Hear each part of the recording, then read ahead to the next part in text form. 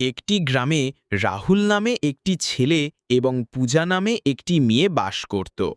যথাক্রমে রাহুলের বয়স ছিল ১৮ বছর এবং পূজার বয়স ছিল ১৫ বছর। রাহুল পড়ত ১২ ক্লাসে এবং পূজা পড়ত ক্লাস 9-এ। পূজা মনে মনে রাহুলকে লাইক করত, সেটা রাহুল নিজে থেকেই বুঝতে পেরেছে। পূজা প্রতিদিন রাহুলের বাড়ির সামনে দিয়ে স্কুলে যেত। রাহুল পূজাকে দেখার জন্য ঘরের ভেতরে বসে জানালাটা খুলে রাখত। যখন তাদের দুজনার রাস্তায় দেখা হতো, দুজন দুজনার দিকে তাকিয়ে হাসত। সন্ধেবেলায় পূজা প্রাইভেট পড়তে যেত আর রাহুল তার জন্য রাস্তায় অপেক্ষা করত।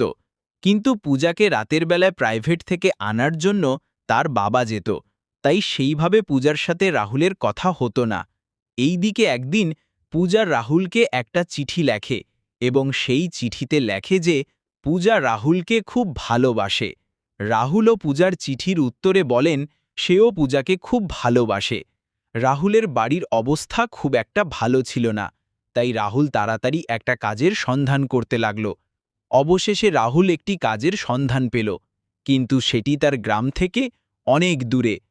সে যথাক্রমে পূজাকে সে কথাটি জানায়। পূজা প্রথমে বারণ করলেও পরে রাহুল তাকে বুঝিয়ে বললে সে মেনে নেয়। এবং যেদিন রাহুল গ্রাম থেকে শহরে যাওয়ার জন্য তৈরি হচ্ছিল, হঠাৎ তার কাছে একটা পূজার চিঠি আসে এবং সেই চিঠিতে লেখা থাকে যে পূজা তাকে তার কাছ থেকে দূরে চলে যাওয়ার সময় দেখতে পারবে না, কারণ হয়তো সে কান্নাই ভেঙে পড়বে।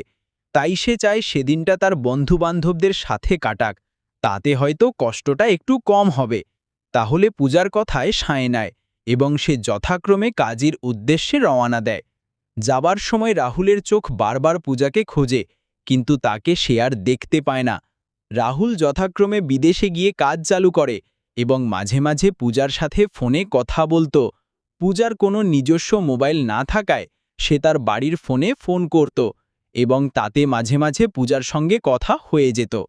এইভাবেই একটা বছর কেটে যায়। পূজা মাধ্যমিক পাশ করে এবং তারপরেই পূজার বাড়ি থেকে ছেলে দেখা আরম্ভ করে। পূজা সে কথাটা রাহুলকে জানায় এবং রাহুলও পূজাকে জানায় যে আর কিছুটা দিন অপেক্ষা করো, আমি খুব তাড়াতাড়ি ফিরে আসে আমাদের বিয়ের কথা বাড়িতে জানাবে। কিন্তু পূজার মনে এতটা সাহস ছিল না যে সে তার নিজের প্রেমের কথা তার বাড়িতে জানায়।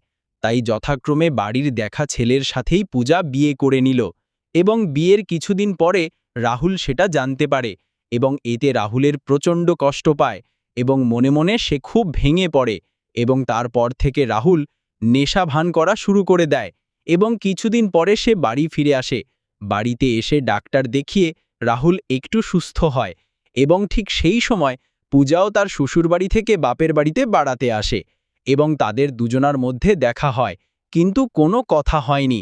কিন্তু দুজন দুজনার চোখের দিকে তাকিয়ে অঝরে কেঁদে ফেলে, কারণ পূজা আজও মনে মনে রাহুলকে ভালোবাসে এবং রাহুলও মনে মনে পূজাকে ভালোবাসে। শুধুমাত্র পরিস্থিতি এবং পরিবারের চাপে তাদের ভালোবাসা পূর্ণতা পেল না।